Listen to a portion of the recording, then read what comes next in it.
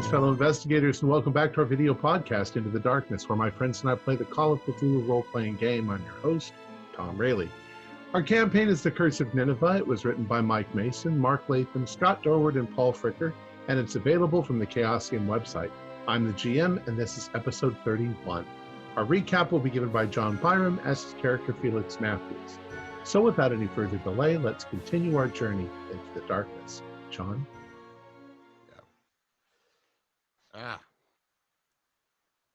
Just waking up. Good morning, sir. Good morning, Belvedere. Here's your morning coat. We have coffee and breakfast will be served in a few moments. Thank you. I meant to get with you last night. It was so much. I came in and went straight to bed. I didn't even see you guys. Things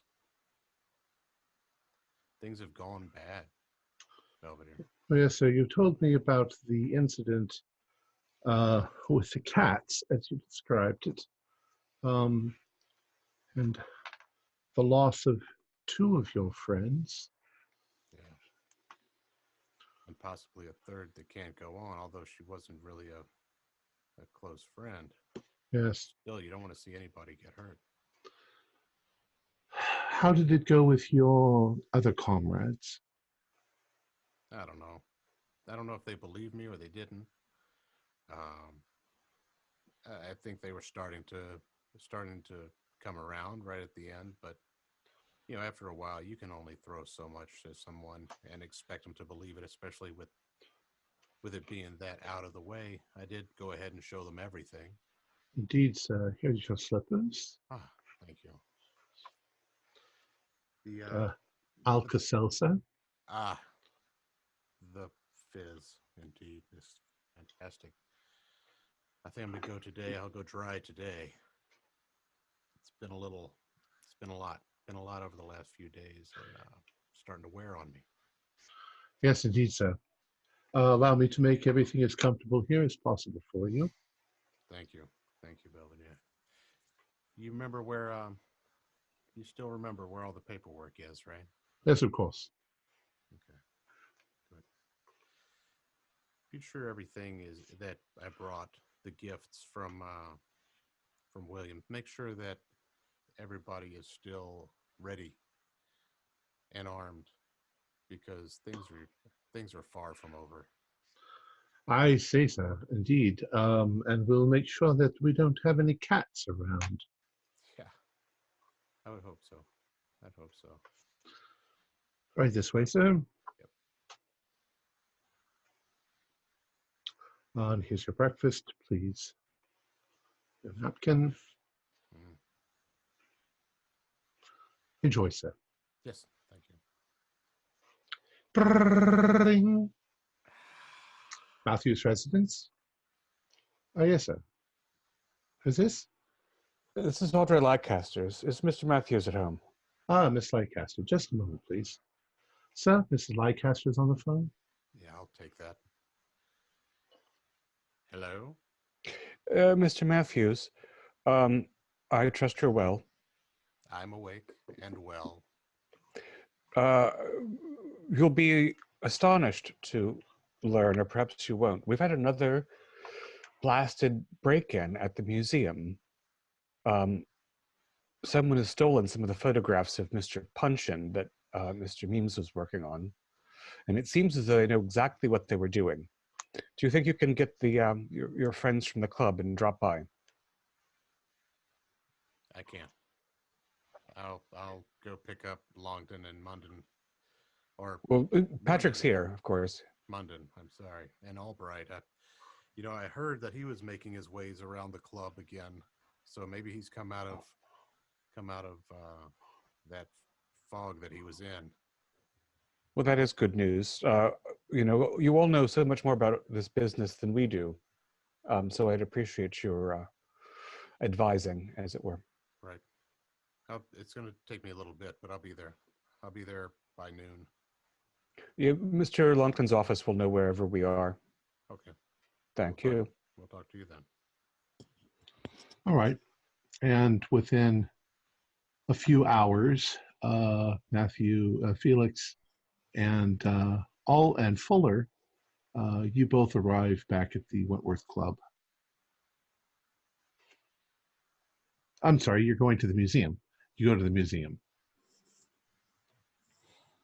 It's very easy to find Longton's office. You know where it is.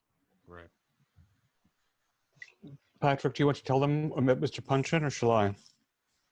You could fill them in. I've been working on this paperwork anyway, so I'm a little distracted. Very well. Gentlemen, I'm sorry, Mr. Munden couldn't join you. Oh, I thought he was already there. Hello, gents. Longton Hi. was. Munden is. Hello. Hello, cheerio. Thank you for I've coming. been here a while. What's up? At short notice. Yes. Before we continue, I'm afraid I have learned some unfortunate news. I have been told that Mr. Punchin, of your acquaintance, has passed away. And curiously, in addition to his apparently dying in the hospital that he'd been moved to, since his passing, his body has been mislaid. At any rate, condolences. I know that you were, familiar with the gentleman. And here we have another problem, yet again. Dirty business. This is where if you'll come with me, this is where Mr. Meems was working on his translations. And you see we have some of his notes here. And, he's being quite methodical about the way he laid the photographs out around the room. And these 4 appear to be missing. We need to determine which they are and, why they were taken and by whom. Where is Memes? Well, Meems has been hospitalized for some weeks. He was overworking himself into a real condition. Has anyone laid eyes on him? I don't know. We can make inquiries. What was the means of Punchin's passing? They I didn't wasn't- say. You're back. Hello. Hello? Hi. Hi. They drug me into this business here. Oh, by the way, this is mistranslated. What does this say, Munden? Not sure. Wait. Yes, quite. Dark passage through, not passing through the dark passage. Yes, quite. Go on. Rather not. That's rather nasty. Yes, I'd rather. Mr. Munden, I believe that yes. Mr. Punchin, well, he didn't really say much. Mr. Meems was very concerned about anyone speaking aloud the text from these scrolls. So if you want to translate them for us, you might want to do it in smaller bits or something. I mean, it's all just silly superstition, of course, but... Mr. Munden, Maybe look at those. Yes. do a spot hidden roll.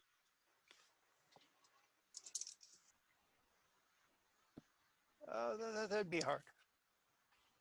Oh, you passed. Okay. Yes. Well, what you notice when you're looking at the photographs is that Memes had, with a pen or a marker of some sort, had sort of sectioned off parts of the script as it was written on Punchin's body. So he had made outlines around certain things, and then he had put little code letters and numbers on the points of thing, so that, because he realized that it was sort of randomly distributed over the body, and that it could only be read correctly in the correct order. So he'd managed to start piecing together that this piece goes with this piece, followed by this piece, followed by this piece here, and so forth. What seems to be missing other than the photographs that are untouched, or the few photographs that you already had, not you, but these gentlemen had that aren't marked at all. It just looks like 4 random photographs have been pilfered. They don't seem to be connected. They don't seem to be, well, maybe one of them is connected, but they seem like they were just possibly the 4 top ones in a group that were just sitting there on the desk. What Well, I think I figured it out. what were the pictures of?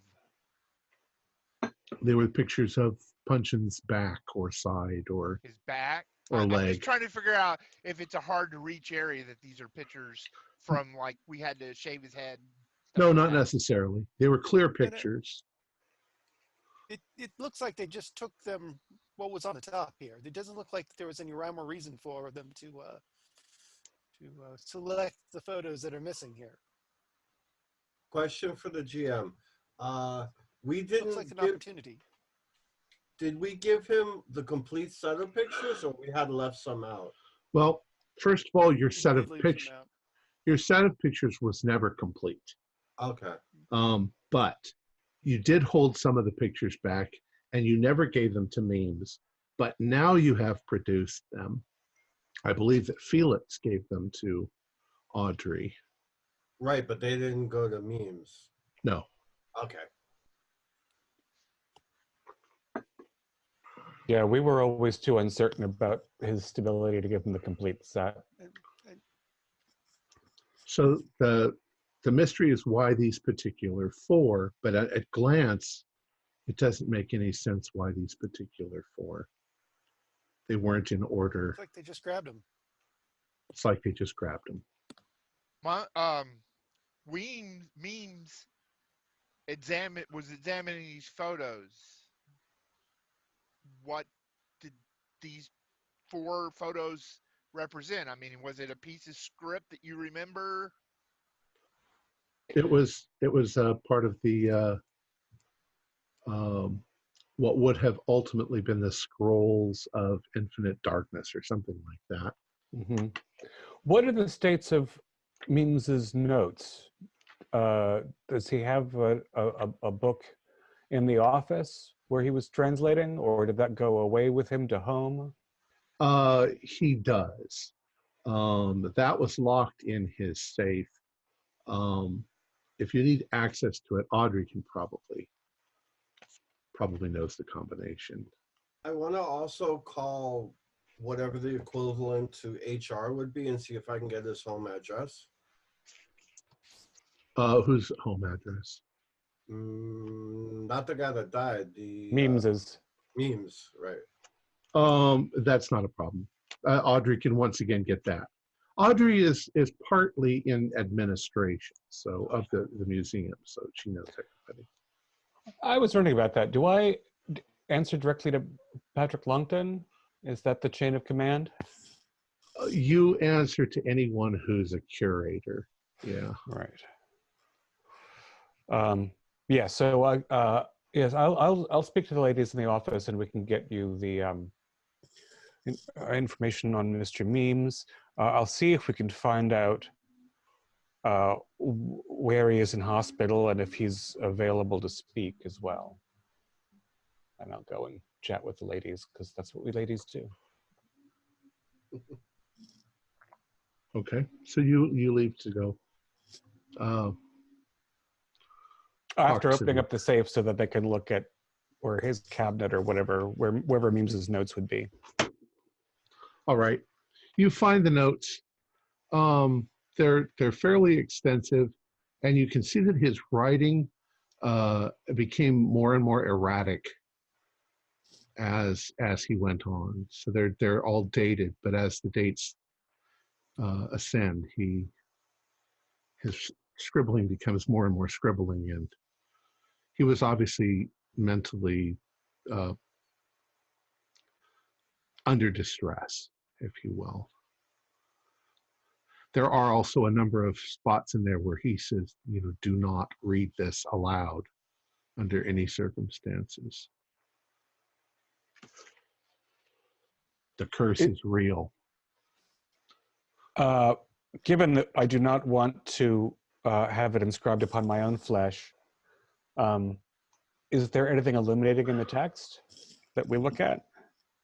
Or is it a lot of mumbo jumbo and A lot of it seems like mumbo jumbo.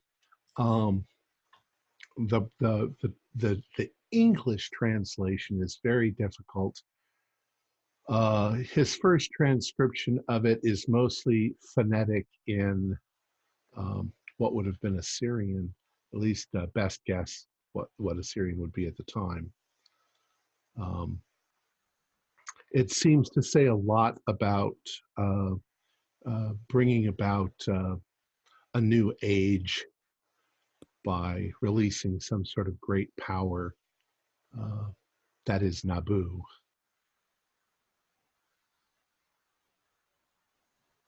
Opening some sort of portal or gate. I think that we would be well served in taking these photos with us because this museum is about as popular as a subway station. People are coming in here left and right. I don't trust the security. Under any other normal circumstances, I would say absolutely not, but I agree with this one. Mr. Matthews, you weren't kidding when you said doom and gloom and wow. Wow. You're not looking entirely well, Mr. Matthews. Did you feel, did you sleep comfortably? It just, I have dreams. It's fine. They'll go away. They always do. I'll be fine. I just, maybe I just need some air. A lot of air, a lot of room, a lot of, maybe just a little break to get away from all this for a bit. I don't know. Perhaps what you need is a little nip. Hand him my flask. My new hobby, day drinking. No, thank you. No, thank you. I used to day drink. Didn't help much. As I recall, the last time you described going to the country to get some fresh air, a man was impaled upon a high tree trunk. You know, I also had some childhood trauma. If you'd like to bring up any more sore shit, Audrey, thank you. Language. I've spoken to you about the language. It really is not very gentlemanly. I hope you appreciate it. Is it time to tell him about the cat lady? Oh, no. You guys went? Yeah. Oh, we yes. went. Some of you, I believe in the notes that we read, you know some officers of Scotland Yard. Perhaps you can inquire about what looked terribly to me like an impromptu grave. We called the police. Yes, Okay, but what right happened? I don't know. That was last night. We need to follow up with that phone call also. I would definitely. That's what I would do. You're the one who talked to him. Why? You will. You should. Well, that's what I'm saying. Whoever of you knows someone on Scotland Yard, why don't you phone them and find out what they found in that? They didn't ask me much. Just That's what true. we saw and said, get back to me. They haven't got back to me yet. Somebody with an inside connection might be able to get information that would not be disseminated to us. Well, that'll be one of you guys because I don't want to have anything to do with them. I don't want to be around them. I was in the house when it all went down. I really don't want to show my face to the yard.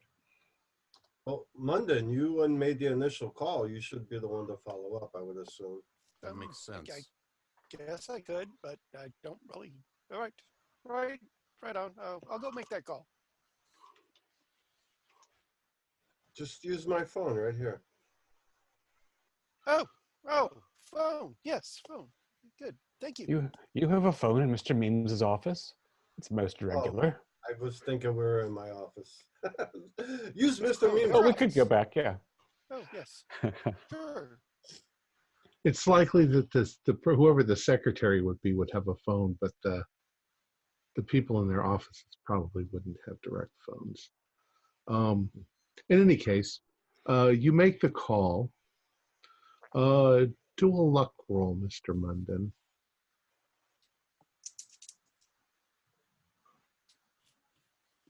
Standard success made it. All right. Let me make something else. You speak with. It takes a few minutes to reroute the calls and so forth, but you're eventually speaking to Detective Fenton, who, first of all, he asked you a few questions, and would you mind coming in to be asked some more questions? No, not at all. You mentioned that it was a friend of yours who had gone Yes. who had disappeared. Possibly two. Yes. What was your friend wearing, by chance? I don't know what he was wearing at the time, but he generally wears standard clothing, standard casual suit, and with usually a sage color shirt and tie in the modern style. Well, we have reason to believe that the body that was found, A body. what there was of it, Ghastly. was possibly associated with the terrorist group that had recently been discovered in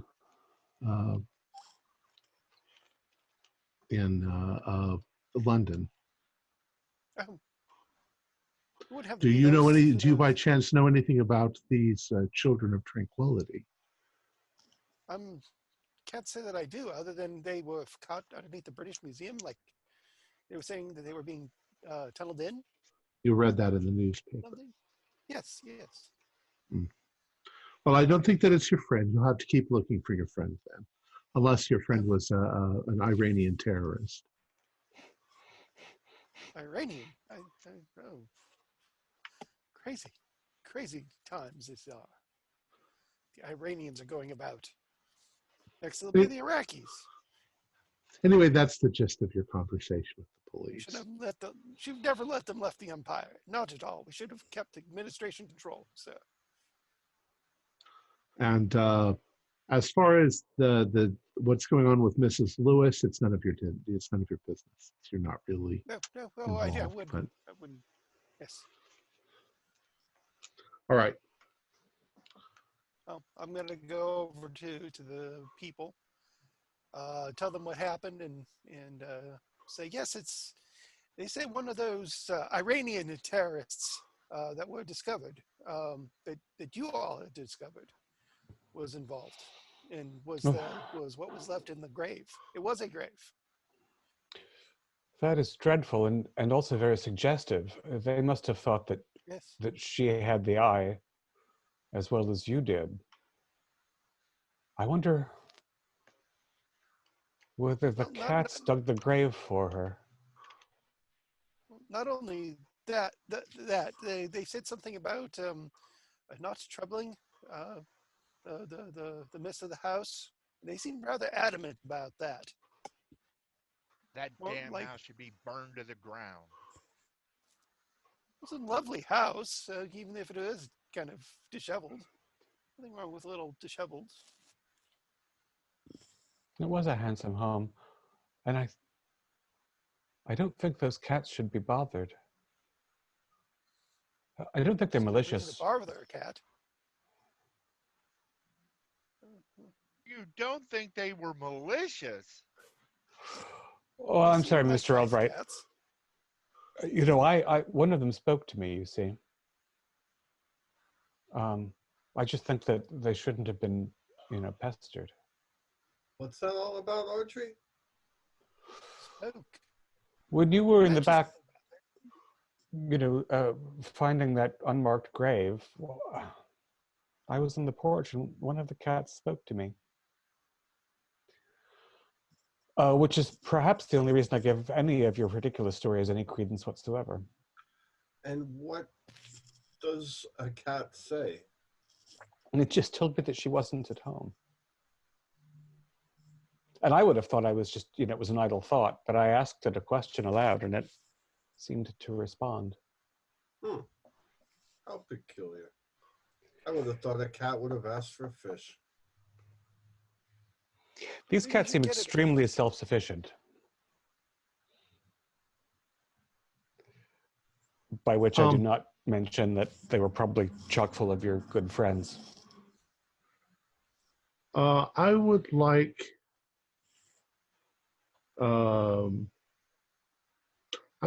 Audrey to do a spot hidden roll.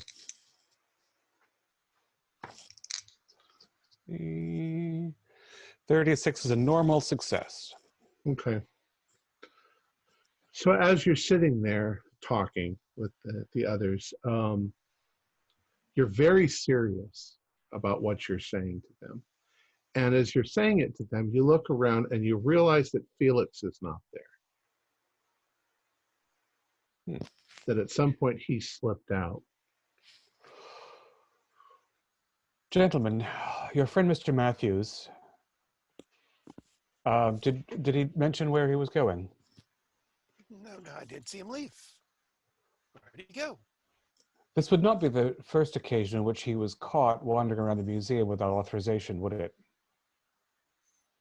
Probably not. He's an Then I don't incorrigible really gentleman. know how many times he's been here. Patrick, do you think we should call security? I don't think so. I mean, we're all in it together at this point. I don't think he wishes ill. After all, we gave them passes a few nights ago, and they're the ones that alerted authorities to the actual invasion from tunneling up. I mean, if he was going to take something, he would have done it that night. Well, I mean, the fellow doesn't seem entirely well balanced, though, you must admit. What I can do is alert security, not that he's doing anything, but if they see him, to pass the word on to come back to mine or your office. Well, that seems a generous approach, but perhaps also best not to alarm everyone, yes. We've had enough issues here this last week. No need to get everybody riled up again. I'd like to bring up another matter. I don't wish to be inconsiderate of those who are deceased or missing, but does anyone know anything about Mr. Harcourt's estate? If he's only gone missing, and if Mr. Munden has only implied to Scotland Yard that he might be, I understand that it was his name on the safety deposit box of the bank that holds the horn, which I would like very much to retrieve for the display when we open the temple. Adim? No, Mr. Harcourt. Oh.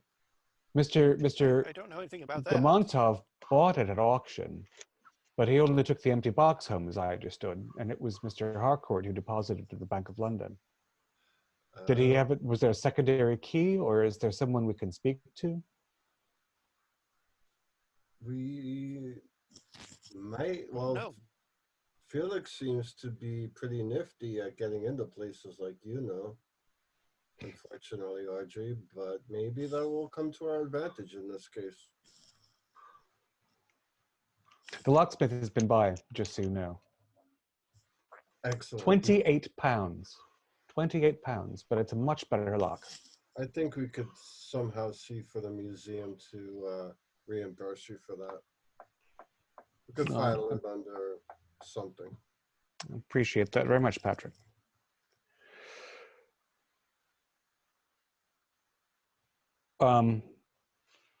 So, I don't know, Keeper, do we want to worry about Reginald Harcourt and his missing person file and all of that?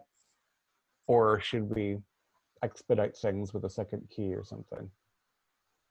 I think we should just get things done as quickly as possible. The museum is scheduled to open the exhibit. Well, it's not tomorrow, but it's not that far off, and everything needs to be in place.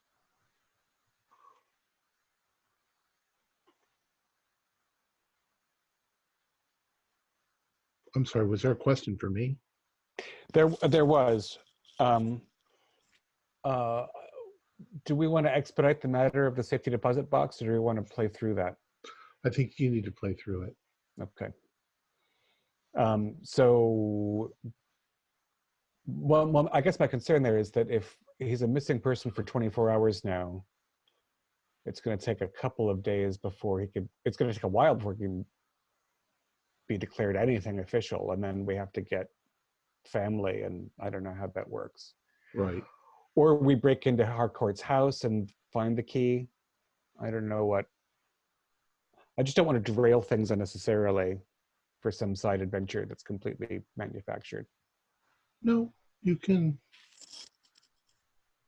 feel free to explore and create the game as it goes. I don't know. We're a little off the rails. That's awesome, actually. What rails? There's a chance I might be able to gain admittance to Mr. Hardcore's house. I've visited him there several times and talked with his staff. I'm sure they'd recognize me.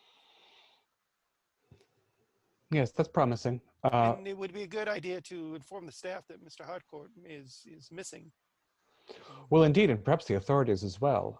If Mr. Matthews can be trusted, he's the only one who. The authorities do know. I don't know if they've gone to his household yet. Well, it's been 48 hours since your first visit to Mrs. Lewis's home. So if he still hasn't turned up, and I assume we have rung a few times and not gotten an answer. At least the police have been to the house, so we know that he's not lying in the basement with a broken leg. Exactly. But we don't know where he is or what's happened to him. If the fate of Cyrus Finley is true, like the others had said, if somebody doesn't turn up in 2 days, I'm gonna go out on a branch and say they're probably deceased also. As unfortunate as it may seem, it might be reality.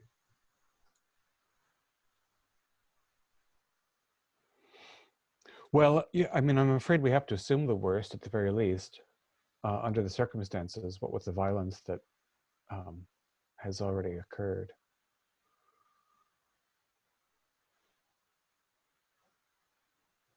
We could visit his home.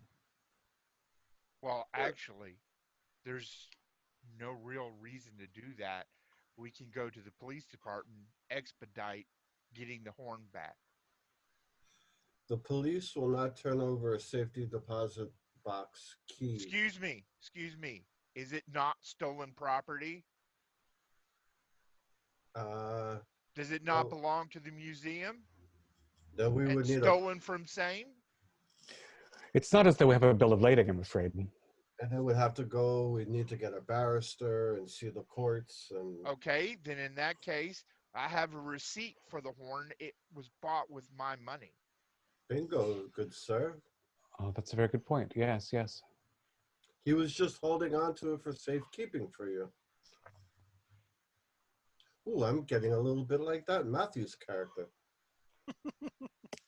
Quite. Don't let him rub off on you, Patrick. Gentlemen must remain gentlemen. I concur wholeheartedly. Thank you, Archie.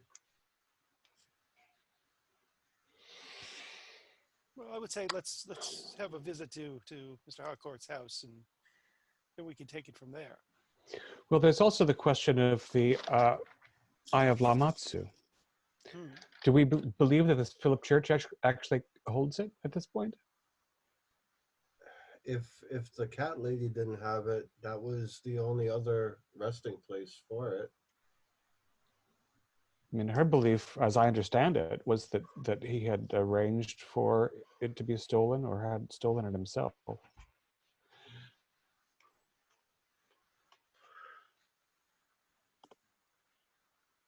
Has anyone spoken to him? No one. You know, it's not impossible that he's a reasonable gentleman. I mean, we could pay a call on him and see if he is home. Where is that Matthews gentleman? Hmm. I don't like the idea that he's wandering around without a minder. Mr. Albright, you have no clue where Mr. Matthews went, did you? You? Will you? He comes and goes as he wills. Hmm. If he's smart, he'll go to the bar.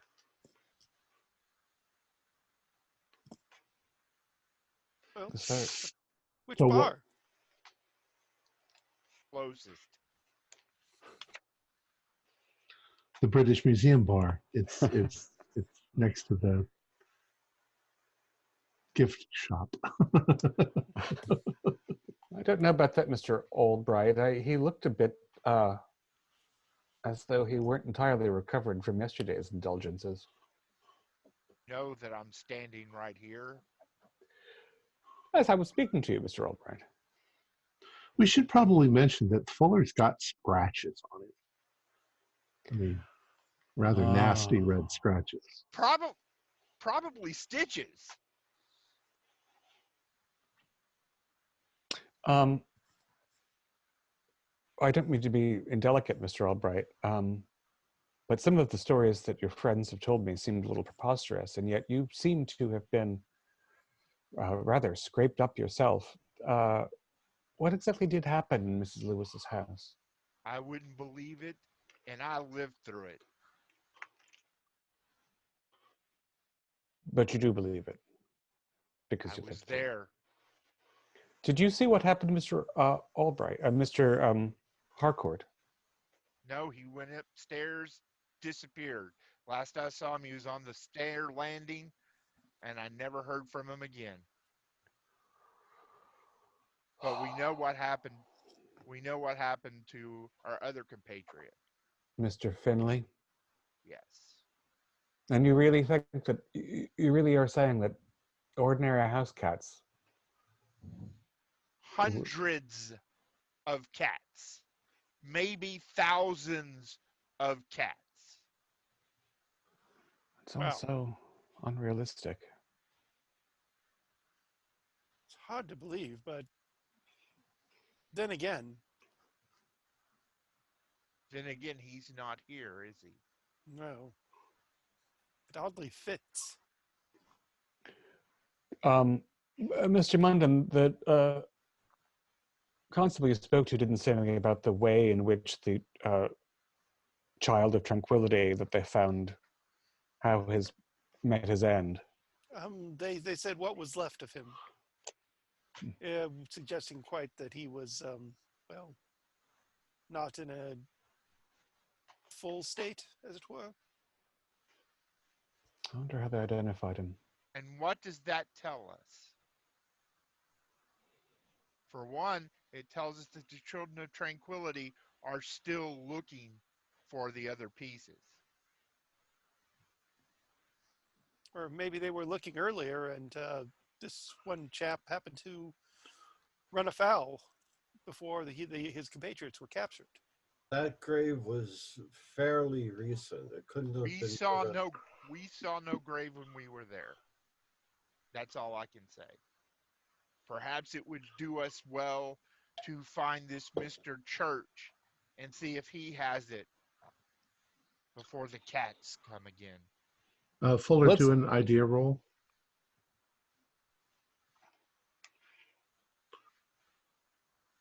I made it just a standard. Yeah. You guys never walked around the back of her property, so you wouldn't have seen it. I know. I just said we didn't see it. I mean, you can imply whatever.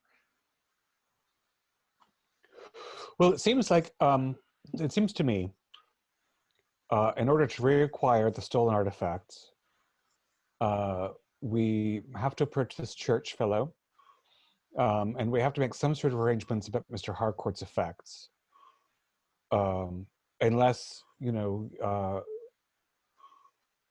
your Mr. Matthews intends to break into Reginald's home and see if the key is in his personal linen drawer.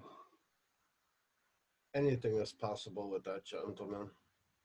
I should say so, Patrick. So Mr. Matthews was behind. Oh, not Mr. Matthews, but Mr. Harcourt was behind this whole thing with the horn. As I understood from the notes that we saw at the club, Mr. Harcourt is and Mr. Gamontov concocted the scheme where Mr. Gamontov would pretend to take the horn home while it was deposited in the Bank of London. Mm. And so if we have only his key, then we have to acquire it from his person or from his home in order to retrieve the horn and place it in the temple in its rightful niche.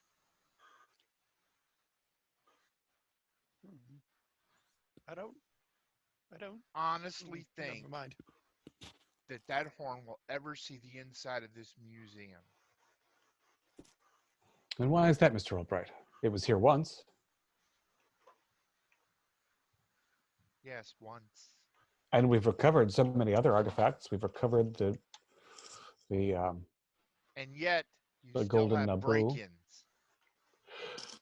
Well, that is a matter, and Patrick, we'll be talking with the director, I think, about that shortly. I don't think that there's anything wrong with our current structure of security, and yet it seems to be continually failing us. Your security is a revolving door with a welcome mat to any would-be thief who'd come along. We have had a number of incursions. It's extremely frustrating. When we do get the temple complete, I think we should have a 24-hour guard on it. Yes, absolutely. At least one. At least one, yes. Well, I'm going to the directory and see what information I can find out on this Patrick Church. He says he's in Sudbury, is it? Sutton. Sutton. Do you have any? Does anyone object to me phoning him with a friendly inquiry? That's quite all right with me. Anything to move it, you know. Perhaps we can glean some information from that. What shall I say? Shall I say that Miss Lewis had a break-in and we're concerned about and someone's concerned about his safety? Should I come out right and say, I believe you have a relic that belongs rightfully in the British Museum? I wouldn't want to spook him if he. No. Yeah. Get his trust. Be friendly. That'll be the best way. Let's not barge into this one like it sounds like the others had with Miss Lewis. Do you think there's a regular meeting of the cat fanciers that we could just try to join? That's not going to get us into his home. What'll get us into his home? We don't need to necessarily get into his home. We just need to connect with him. Well, the question is, I mean, if he has the Eye of Lamatsu, he's probably not going to admit it. And of course not. I would. So that's why we'd want into his home. Then let's do the only thing we can do and break in. Preposterous idea. It's a little bit heavy-handed for just going in right away. For a group of gentlemen from a respected club, you seem to have awfully criminal instincts, I must say. And yet, we've touched more of the artifacts than you have.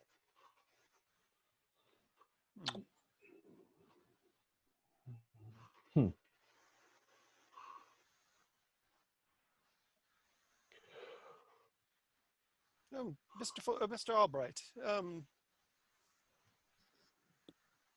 just wanted to ask you on something here rather quickly. Mr. Matthews mentioned something of Mr. Delgado being involved in all this mess.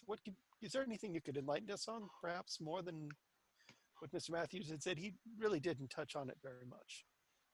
I don't remember on Delgado. My mind is a little out there lately.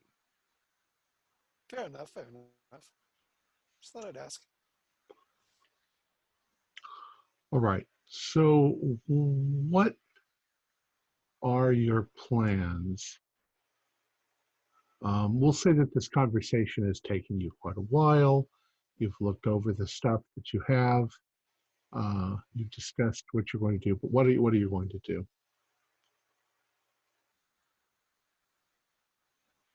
Making a phone call is just going to make Church spooked. He's obviously not going to tell you.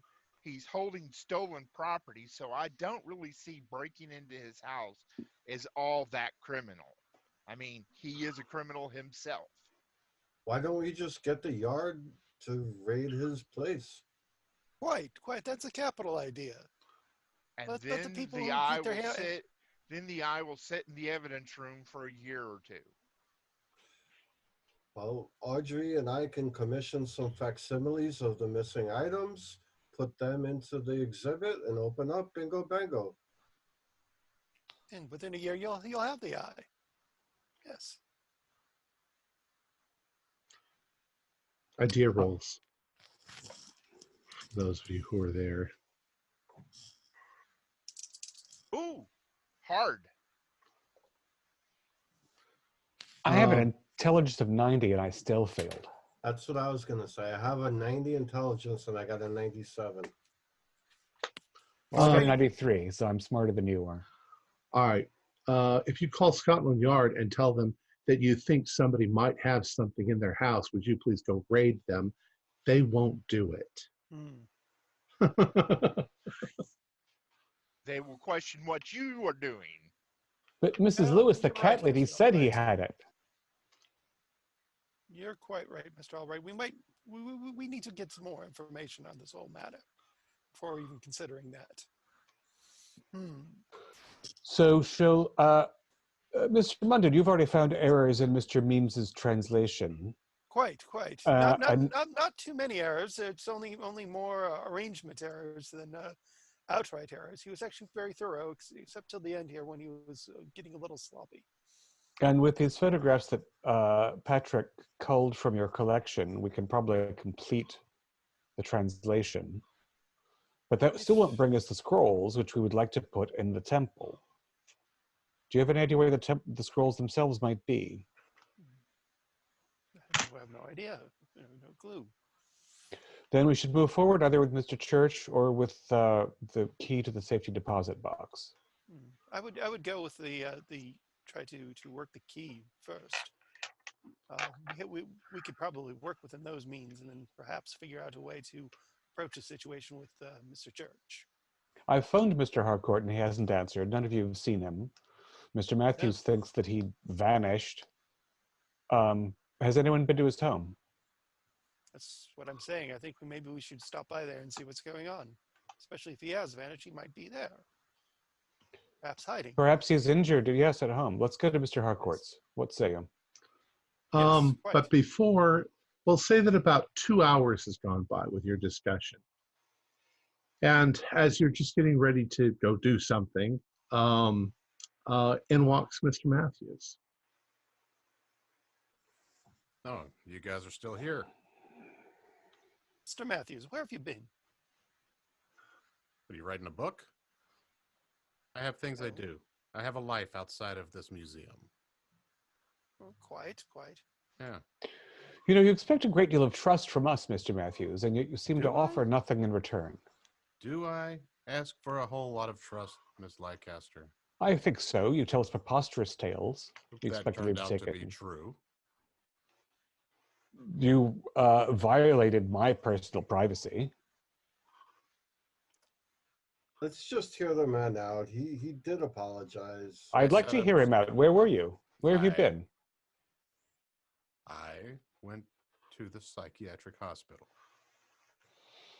Did you see Mr. Memes? No, I didn't see Mr. Memes. I went to see Mr. Lewis Wayne. The cat fellow. How's Mr. Wayne? Well, where I thought once he was absolutely insane, maybe, I mean, he's no different than he was before, but now what he says seems to carry a little more weight with me about the cats. Right, he's afraid of them, yes?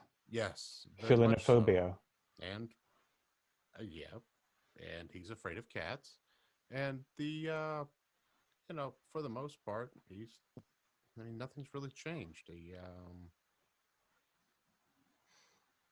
I don't know. I was really, I don't know what I was looking for when I went there. Maybe I was looking for answers that he doesn't have. But I got nothing extra.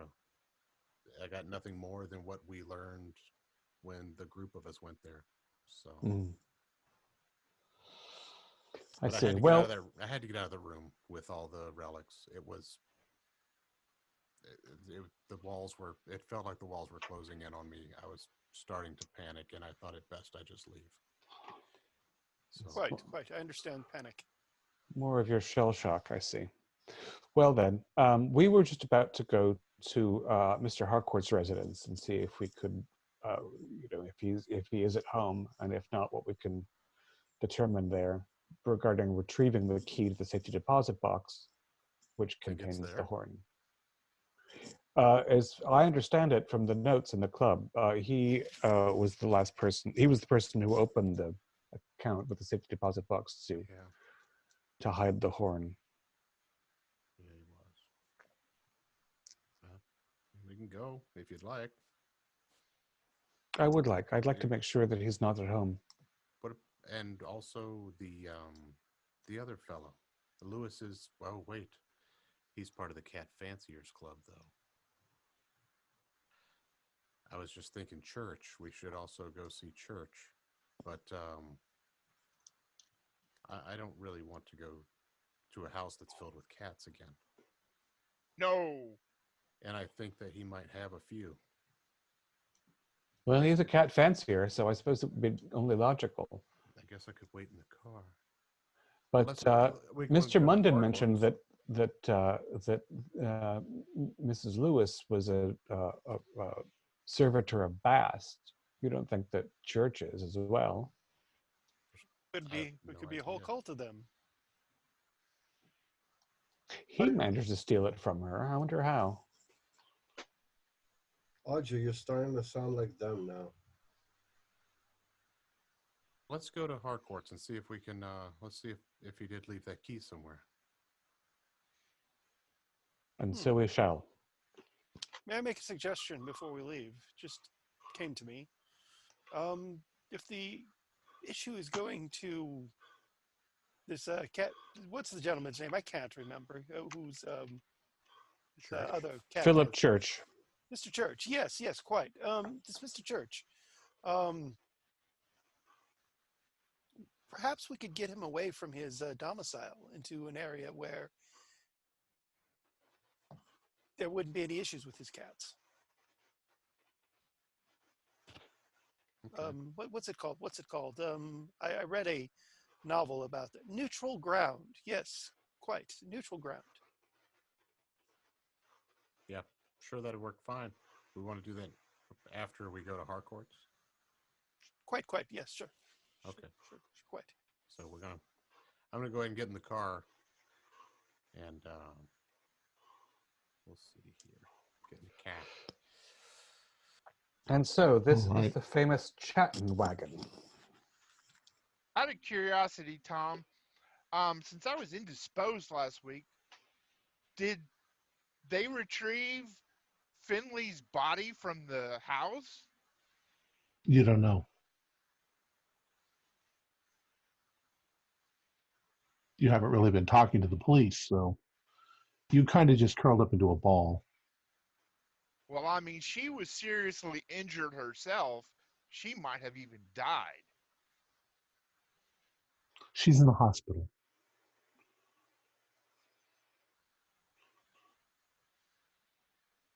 But you don't, I mean, there's a lot of details you don't know. Okay. All right. So you all get into the Chatton wagon, and Felix drives you over to Harcourt's house. Um, the lights are off. Is it a house, David, or is it an apartment? I would assume it's a rather nice flat. I don't think. I mean, we definitely lived in London. We didn't ever go there in games, so it wasn't ever realized. Okay.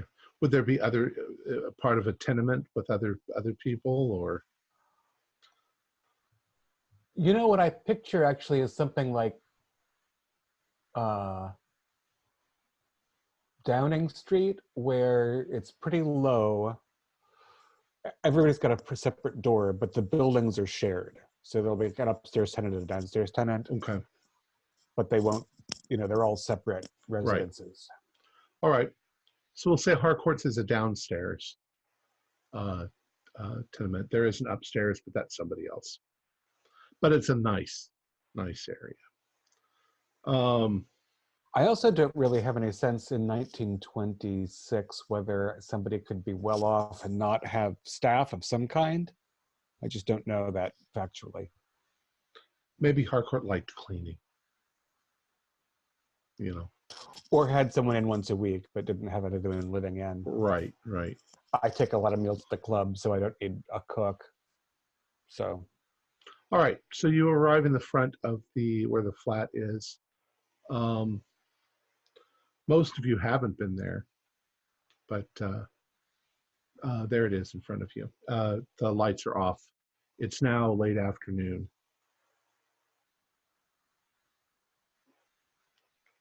I'm going to stroll up to the door. Right. I remember it's kind of tough to even walk up here knowing that he's missing and knowing what all we went through. I'm going to knock just in case, but I've got this sick feeling in my gut that it's not going to be an answer. You can see also that there is a small pile of mail, and there's no answer, of course. And he hasn't been answering his phone. I've tried a number of times. The mail suggests that he hasn't been here. I'm going to try the door. It's locked. Let's see. I don't even know if I have any of that stuff. Yeah. I'm going to try to jimmy it. Just jimmy it, or even pick it is fine. I've got a little bit of that. I passed a locksmith roll with a 21 on 41. Okay. Yeah. You just you go there and covertly you sort of fiddle with the lock, and it pops. I would like Audrey especially to do a spot hidden roll.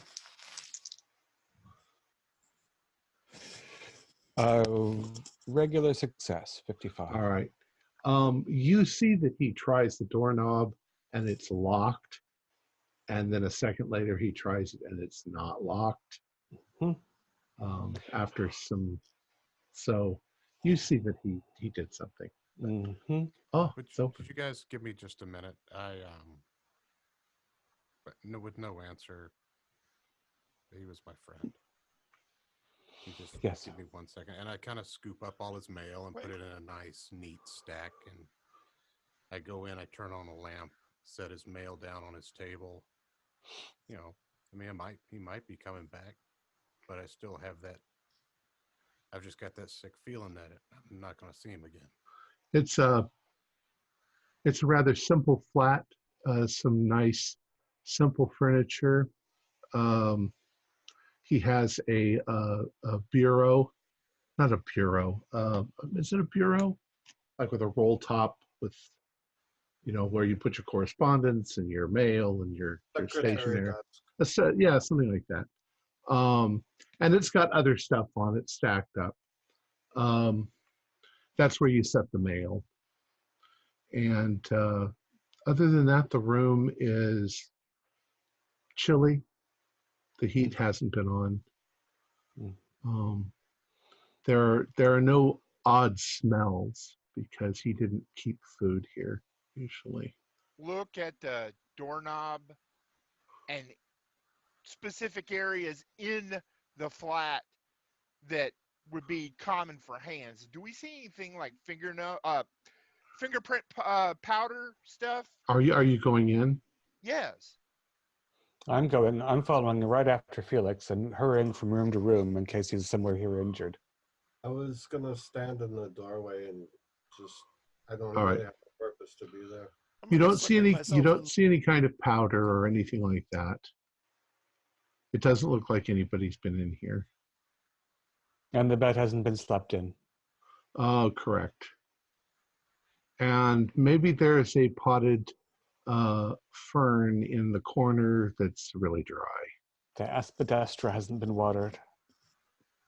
It's terrible. Right, and the grate is cold.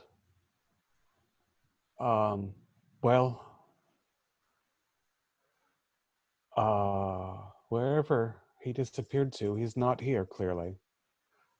Is there a desk as well as a credenza? I don't know what a credenza is, but It's a desk. The bureau with, I think. okay. With the The cubbies. There's a couple of tables, but they're fairly clean. The credenza is more or less his desk. There's a chair in front of it. Mm-hmm. Well, I'm looking for a key, but I think he probably had it as person. But I'm opening drawers if they're unlocked. Okay. The drawers are unlocked. Go ahead and do a spot hidden for me. 83. I'm distressed. All right. My eyes are a little blurry. You're looking through his stuff, and you do find perhaps some correspondence between the two of you, which upsets you. You find bills, you find things like that, but you don't find any kind of key. He probably has a bank book as well, but that wouldn't have anything to do with it probably isn't even the same bank. I bet he put the bank, I bet he put the horn in a bank that he wasn't part of because there's a degree of anonymity involved. Well, you do find a bank book for the Bank of London. Mm. You find that most of his bills, he's got like an accounting book that he made sure everything, showed where it was going. Now there's a couple of other rooms in here. One of them is a kitchen, and one of them looks like he converted a guest bedroom into a kind of a collection of artifacts. Some of them are cuneiform tablets. Some of them are object art. It's not a huge collection, and you don't recognize anything. You recognize what these things are, Mm-hmm. but they're unimportant,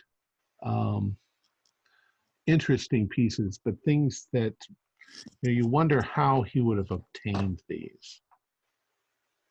Because they're not like things you can just buy. I think he did reminisce about having been on a dig at some point, but that wouldn't necessarily mean that he got to keep any things. And there's nothing, of course, the horn's not here. There's nothing else that seems significant about his collection in itself. Right. But it's a good place to hide something, though. So I'm going to poke around a little bit if the glass case is open and whatnot. Okay. I'm poking around myself too. All right. Why don't you all do spot hiddens this year? You're looking around the room. That's a 24. That's a hard success. Okay. Extreme odd 7. It Another 97. it seems to you that Harcourt was meticulous. All of his little objects are well cleaned. They're dust free. The glass cabinets. Once you start going through, you realize there's really not much of a place you can hide anything in there, and so you don't really find anything in the cabinets or with his collection. Maybe there's meticulously little detailed notes that say, this is from the 25,000 or whatever, 2500 AD, whenever they would have been. I slump into a nice armchair in his little, study / place and say, he's really never coming back, is he?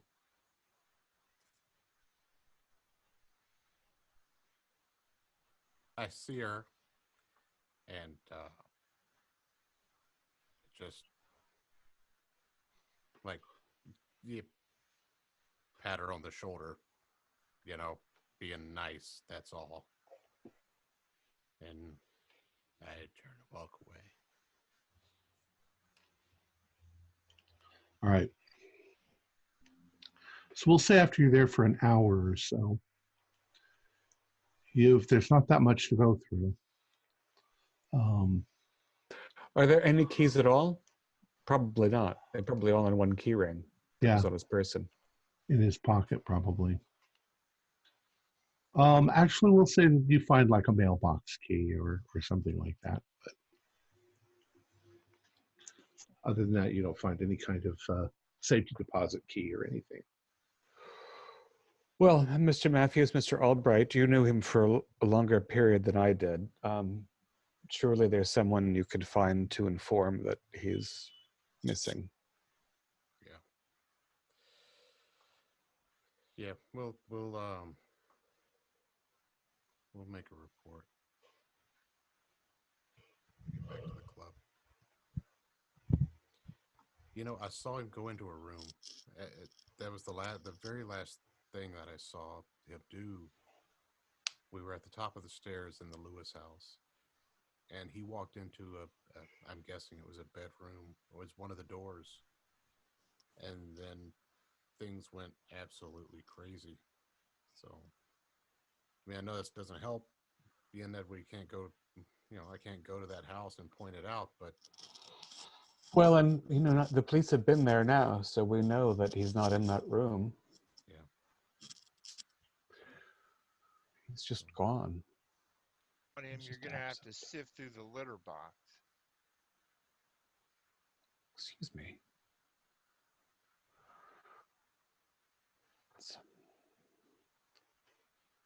Yeah. All right. So what's your next move? Well, it's this church fellow, isn't it?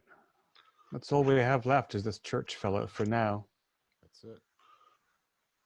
And it's now later afternoon, so. It's after tea hour. I thought that was it Mr. Albright who suggested earlier that if we could get him out of the house, it might be efficacious.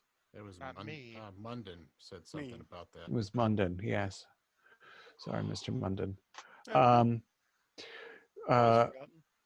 If Mr. Matthews, you'd like to drive us,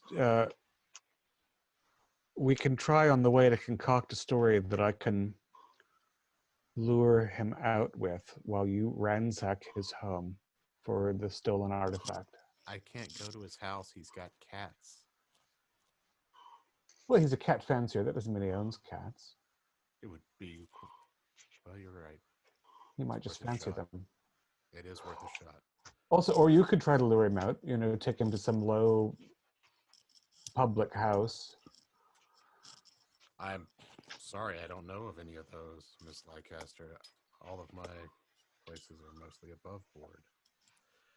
I could. I shall endeavor to take your word for that. Perhaps one day I can take you on a tour of all the above board places. But until then, how about we just offer him a fine meal at the Wentworth Club where we can all sit and discuss cats and how much we fancy them. While the topic may not sound super exciting to any of us, it's exactly what he needs. So a fine meal and discussion of people who share his interest in fine feline activity. And who's going to ransack his home while we're having this meal? That is the intent, is it not? Well, You've really picked up on the way things work, I think, Ms. Lancaster. Having seen a gentleman of your stature enter a home unbidden, I'm beginning to have an appreciation for the way things operate with you chaps. Well, we need a member, either Munden. You can definitely host someone at the club for dinner, couldn't you? Oh, quite. I could get it all set up. Excellent. Or Fuller, you could be the Any of you except me. host, yeah. And you Yes. could definitely, you and Longton both could both definitely enjoy the meal, and I can go and do the job. Surely you don't suggest that I engage him in a conversation about cats. I'm just hoping that you'll spend more time putting food in your mouth than letting words fall out of it. Or Mr. Albright, might be. Oh, I see. This is the dilemma. Neither one of you want to deal with cats in person or necessarily conversationally. And so it's for Patrick and I and Mr. Munden. We have to be grouped such that someone who's not deathly afraid of a simple pussycat can enter the home.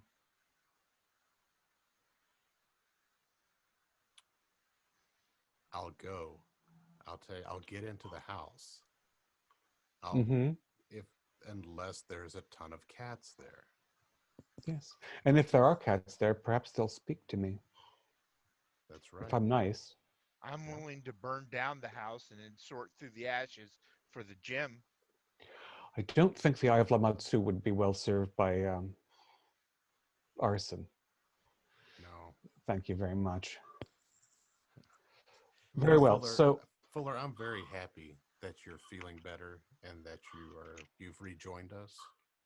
Mainly because as long as you are here, I'm not the target of Miss Leicester's hatred and anger. So thank you for feeling better and returning.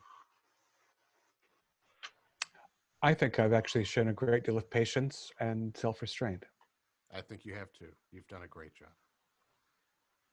What? All right. Okay. Sorry, you gonna go? Gonna go set up the arrangements. Who's gonna call?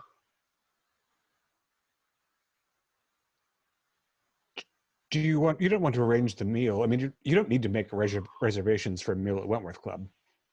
No, but I could set It's up a a standard nice thing. setting there that's a little bit casually to the side. Well, we have to see if Have he's it going all to bite first.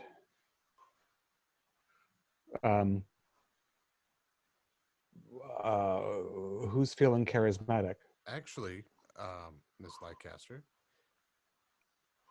while you can't exactly make the call to invite him to a meal at the club, you do, and you do have cats.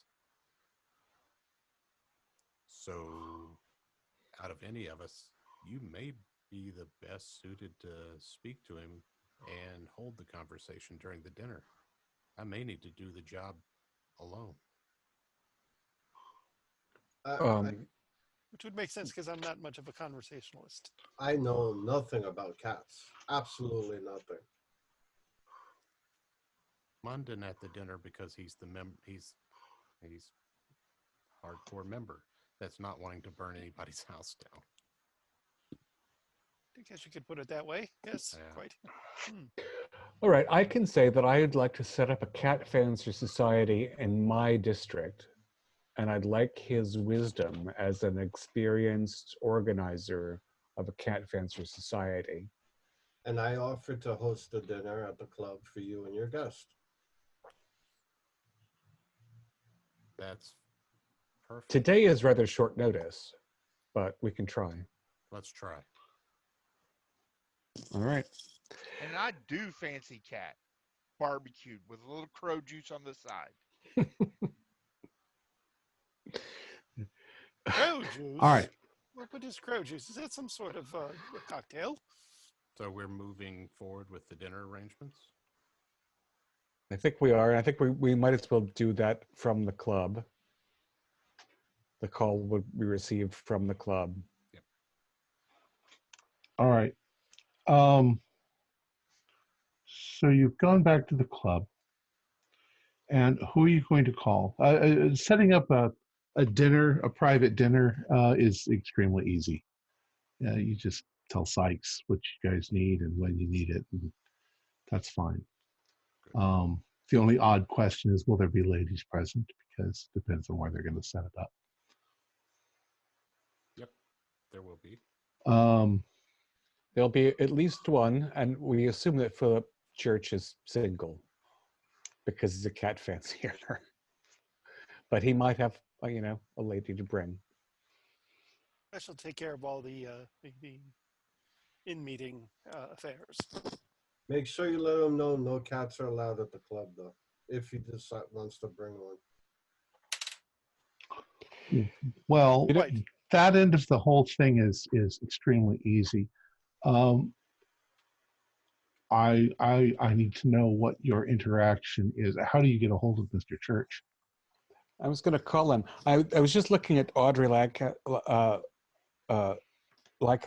stats that are basically from the scenario. She's really good at intimidate and not very good at charm, which is funny. Yeah,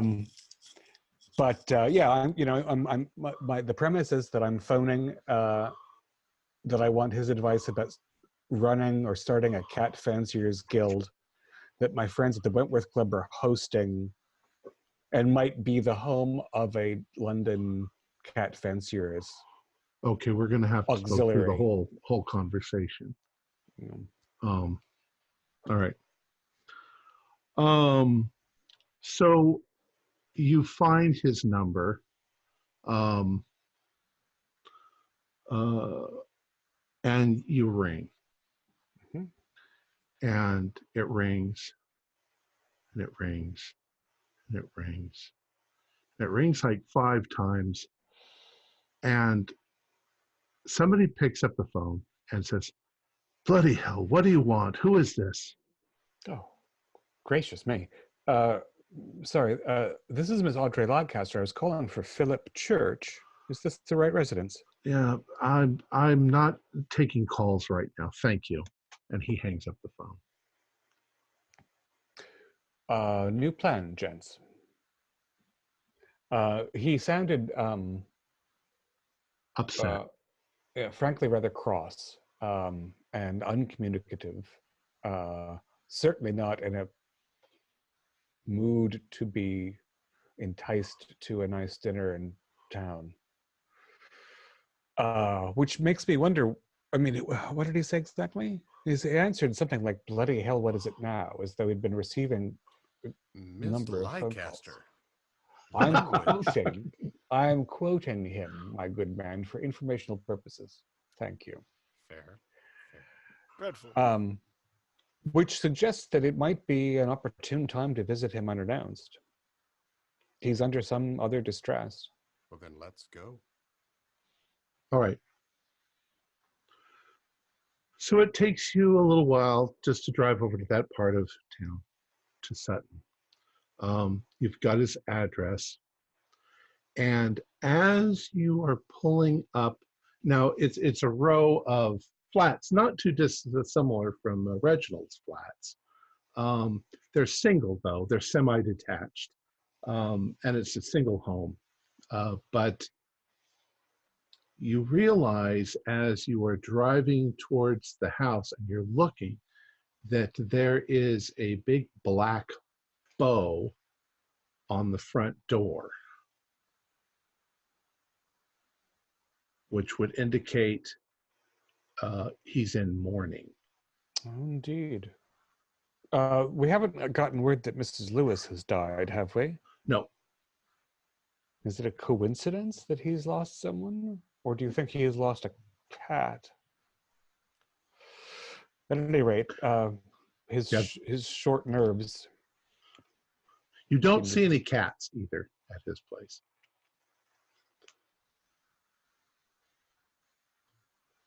I'll pull right up to the door. right up to the front door. I'm just going to park right outside of it.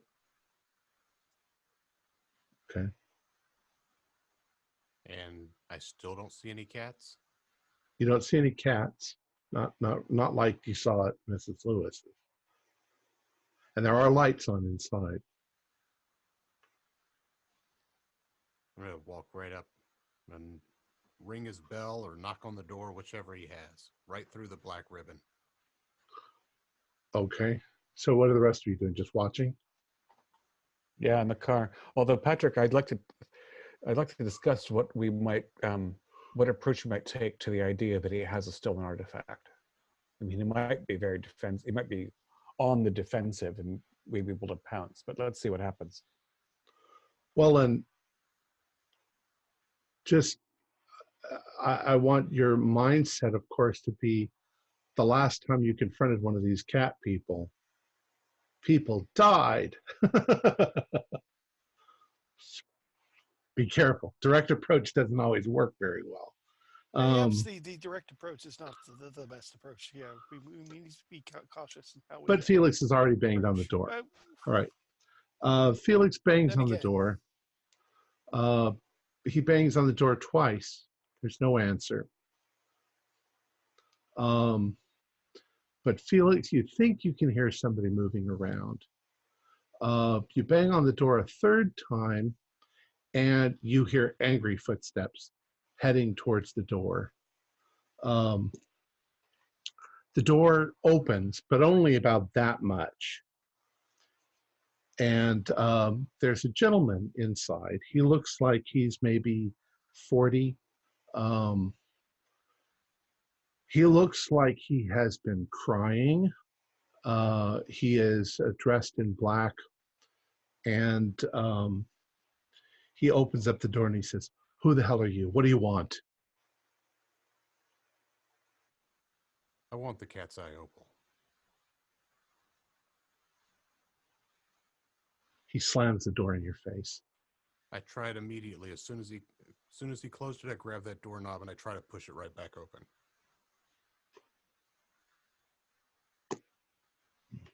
All right. Do a luck roll.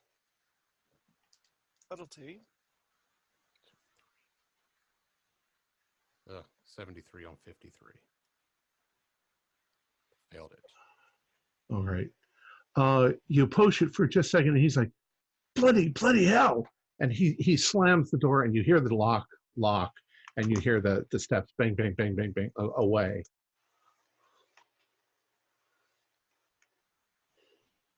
What do you do?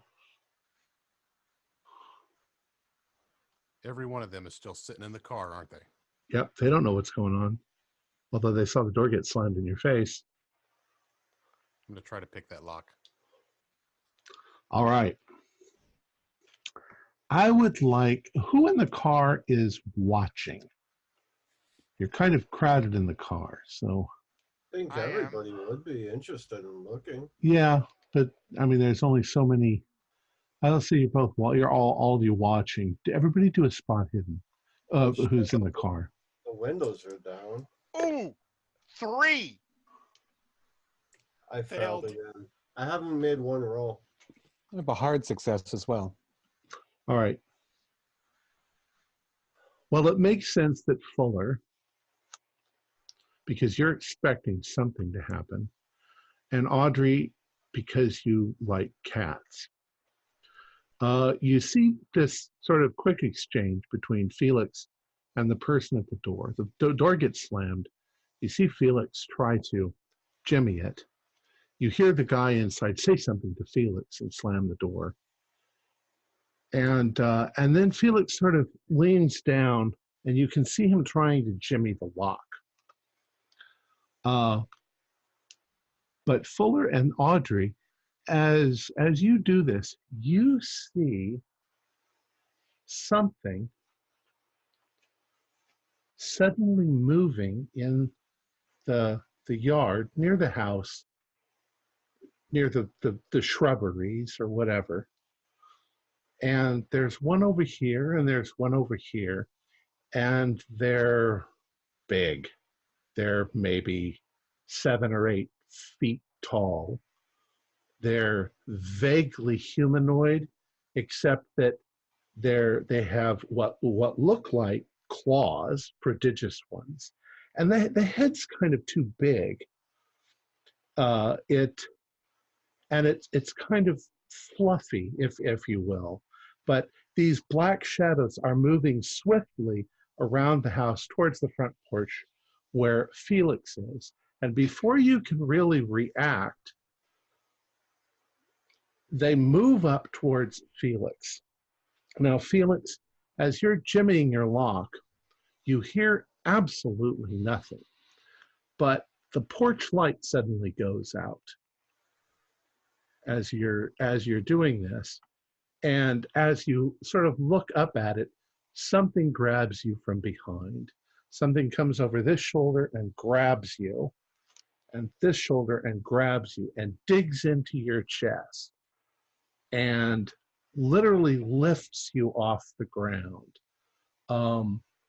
As you sort of look back, there are these shadows, but from your perspective, you can see that they are like giant men with lion heads.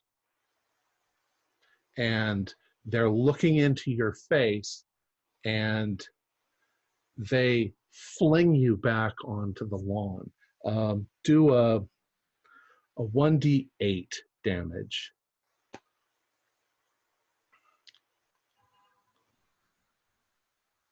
You're muted. 5. 5. All right. And do an idea roll also. I remember these. These spark a little something in my mind of a lion-headed warrior. 74 on 80. Okay. As you get flung back onto your back onto the ground, and you can see these things now starting to move down the steps towards you, you realize from the gash marks that these are the same that what's his name had on him.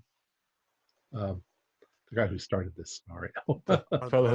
Now, are they coming towards me? Yeah, they're coming towards you. I'm going to turn around and look up at Audrey through the glass of the window. And reach into my pocket. Pull out the key and the paperwork. And push it as far as I can before they get to me. Towards her. Okay. And the car. So you sort of push it over onto the grass. I'm on the ground. Right. And I pull it out and I see her. I make eye contact with Audrey. And as in the little bit of time that I have, I hold it up and I push it as far as I can as I lay there. All right. What you in the car see is these black shadow things suddenly pounce on Felix as he lays on the ground, and there is a ripping and a tearing, and whatever these things are, they're tearing Felix apart. You also see that he seemed to have thrown a piece of paper with a key onto the grass, but these things are there.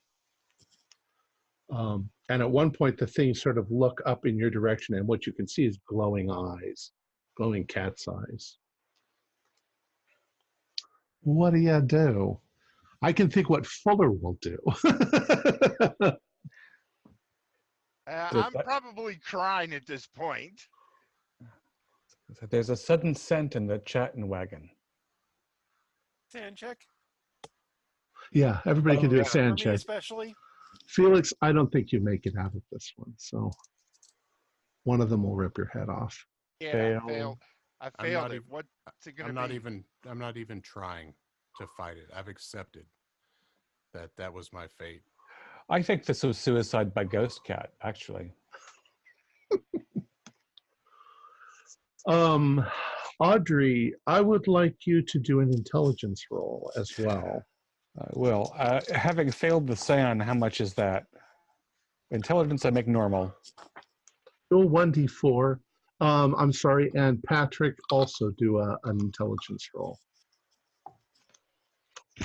Just take one. Audrey's not so sane. I failed that. All right. I passed my sand check, but I'm going to go ahead and take 4 points because this is bringing too many reminders of what happened. In the past. Patrick, you're okay. I mean, you're not okay. It just didn't affect you. But Audrey, as you're looking at them, not only do you take that sand roll, but you realize that what you are seeing in front of you from the shape and form, these are the Ugalos. They're Assyrian demons that have lions' heads and claws and are guardians, silent guardians of whatever.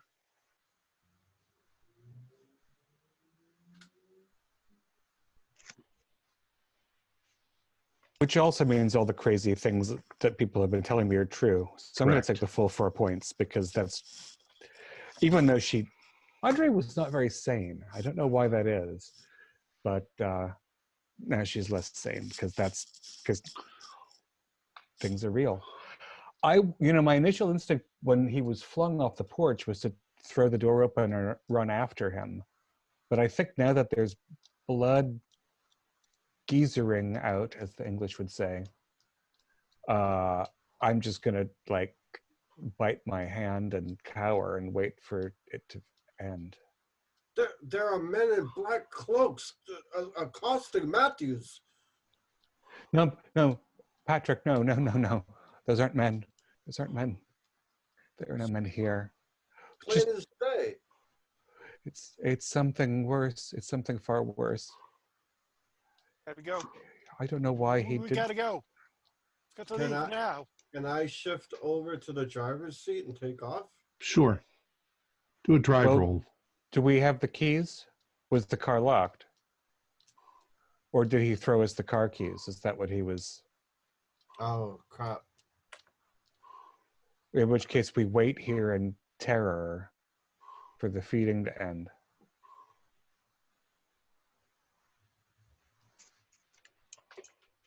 I want you all to do a spot hidden again. Made it. Normal success. All right. Again. Dale. Nice night for you, dice rolls. Those of you who passed, you see Church move the curtains aside like this and look out onto the front porch. He looks and sees that this has happened, and then you see him just let the curtains go and go inside. I mean, he didn't come outside. You know what I mean? He's there for a moment. He's watched part of it. You're not sure that he saw you. No, in an unlit car on the other side of that nightmare would be very hard to discern a face. Yeah, wow. The car really smells like piss again. Sorry. After a moment of these things hunkered down over Felix, you suddenly see them stand up, just almost like in perfect unison on either side of Felix for a moment, and then both of them part and go off into the shadows, and leaving a bloody, pulpy mess on the front porch. Go get the keys. Do I need a power roll to go and get the keys? Audrey, I'll get them. If you want to, yeah. I Patrick also men in coats. Yeah. My friend, I go and look around, like kind of run as fast as I'm big fat guy, run and grab them and just come back to the car. Let's get to the nearest police Let's box. get to the police. Do you grab the paper? Whatever was on the ground. All right. You get back to the car and you realize that it's not car keys. It's the safety deposit box key. And the sneaky bank bastard. And the bank information. I pass everything through the window and I look for a call box. No, drive to the nearest call box. I want to be away from here. I suggest we don't call the police. No, No, no, we no. must call the police. Absolutely He was murdered. calling He was the police. murdered. Okay. Fuller, Molded, get out. I'm gonna pop the clutch and push this thing. I ain't getting What? out of the car. What do you mean? What? Get out. I'm not going to that body to get the keys, and that's the only way I know how to get this car moving. Get out and push. I ain't getting out of the car. Uh-huh. I'll push. I just want to get away from here and then call the police. I want the police to be here while the body is still fresh, while he's still warm, while Felix is still warm. I looked through the envelope and papers again. Are the keys there? The envelope and papers, it's just the bank key. Do a luck roll. Does the though. car start? So I'm saying to get out and push it, put it in, and we can pop it. 32. I've passed it finally. We'll say that you realize that the keys are actually on the floor, under the steering wheel. That Felix must have dropped them. I put them in, start the car up, and drive. Okay. Just And around when the you- corner. The first police box. The first Yeah. police box. Police box. All right. So you go around the corner to the first police box. And you're going to tell them what? I just witnessed Murder. a murder. We drove past something, an I'm assault. already on the calling. Yeah, we drove past an assault. We have the address. We saw the assault. If they, I mean, once they see the body, once they see poor Yes. Felix lying there, And the cops are well aware of Mr. Matthews and me being friends. So we drove by and saw a stranger attacked in an assault who just so happens to be a friend who, in fact, we're in his car. they don't have to hear any of that. It's Philip Church's house, and someone was attacked on Philip Church's lawn and murdered. Anonymous. Anonymous, but you know the name of the guy who owns the house? Just give an address. Don't no names. Anonymous. We don't have to be here. All right. Well, so you're fighting in front of the police box. Well, Yeah. I just walked. I stopped the car, walked over to the police box, and picked up the phone. I didn't even take part in that Right. conversation. And we're all yelling at you about what to say. And I'm saying, I told blame him, Philip Church. I think there was I know there was a murder. And I give him the address. I said, I saw the door open, 2 cloaked figures come out and kill this man. And I hang up the phone. All right. And then what do you do? Get back in the car and Where do we go from here? Where do we go from here? What did you pick up, Patrick? I tossed it to you as soon as I got it. Oh, right. So I'm reading. Oh, this is. It wasn't. Reginald didn't have it the whole time. Or did he steal it from Reginald's house? He did go in first. He did go in first, and he was a thief and a He did liar. went straight to the desk with the mail.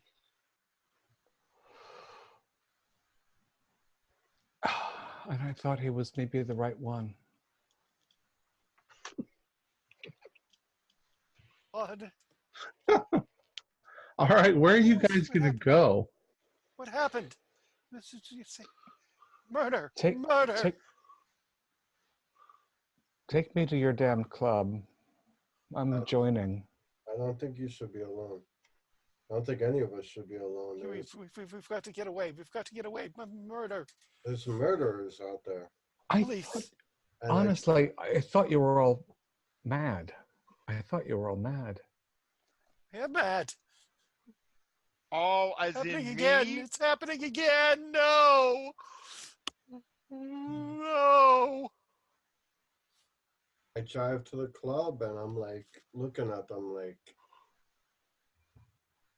All right. So you arrive at the club. The only member, well, Iselwyn and Fuller are the 2 members.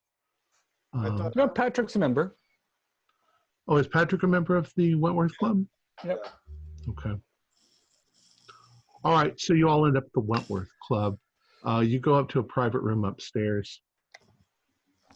And you know what? I think that's a good spot to end it for now, because you guys will probably want to discuss what the hell you're going to do next.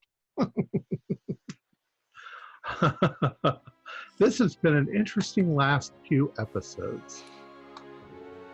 I'm the last one of the original party. The last one of the original party. It's true. Our players included David Gassaway, John Byram, Ford Fitch, Jason Nolanchuk, and Jerry Bryant, with myself as the keeper of the secrets. We're currently producing up to 5 shows a week with music and sound effects added in post-production in order to create a richer listener experience. We provide audio-only versions of our shows, free for you to download from Podbean or iTunes. The costs involved with this show are provided almost entirely by our patrons. Without them, we wouldn't be able to do what we do. If you'd like to support our show, visit our Patreon account. Just $1 or $2 a month helps us a lot. You can find a link in the description below. Like, share, and subscribe to our channel, and punch that bell icon for updates on our latest shows. And leave us some comments. We enjoy reading them and answering any questions you might have. This is Tom Rayleigh, together with all the members of our gaming club, inviting you to journey with us once again into the darkness for another adventure into the universe of H.P. Lovecraft and the Call of Cthulhu role-playing game.